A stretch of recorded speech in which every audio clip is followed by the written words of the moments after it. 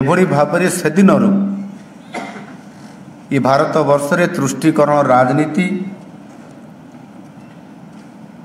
रही कारण विभाजन हो जाइछन्ति।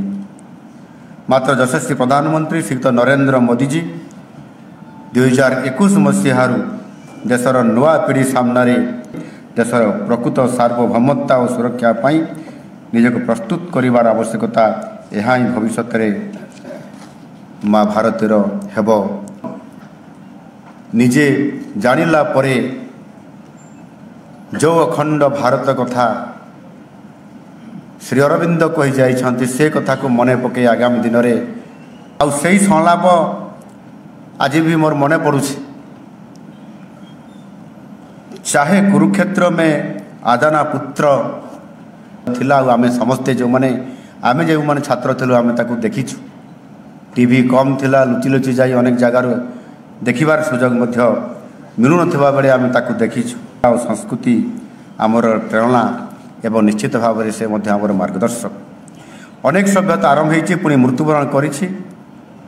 जणे आम देशर मुसलमान कवि एणु ये समस्त कथा को जदि आम चिंता करिबा जे आज किए पाकिस्तान रे किए बांग्लादेश रे वीरत्व और सहनशीलता पाई से बारंबार अविश्वास अग्नि परीक्षा रे दीप्तिमयी और शक्तिमयी होई उत्तीर्ण होइछि।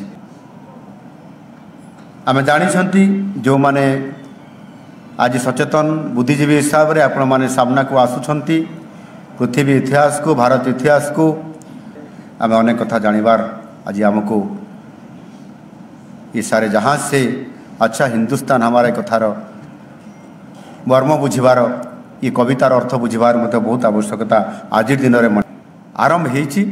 ये अखंड भारत किभଳି भाବରେ आउ ଥରେ श्री अरविंदर सही तांकर शब्द एवं सही तांकर संकल्प साकार हो पारिबो एवं आमे दिने ताकू घटना मान घटीला एवं कौन होइथिला देश स्वाधीनता समय 1947 परवर्ती भारतर नेतृत्व नाम अनुसार नामित करा जाउची। ये प्रकारर संस्कृति सभ्यता भारतीयतार से लुह और लहुर छातीथरा दृश्य को सबुबले मने पकई दो नाही। इतिहास होची आईना जे से लमटांकरा समयर आ समाज मध्य जीवंत होकर रही। एणु ये देश आज से संदिक्षण कर्मवीर निश्चय अवश्य जाति कर्मवीर गोटे पटे विभाजन इतिहास को भूल ये संबंध ये संदर्भ में कही उत्कल गौड़ मधुसूदन दास जाति इतिहास जातिर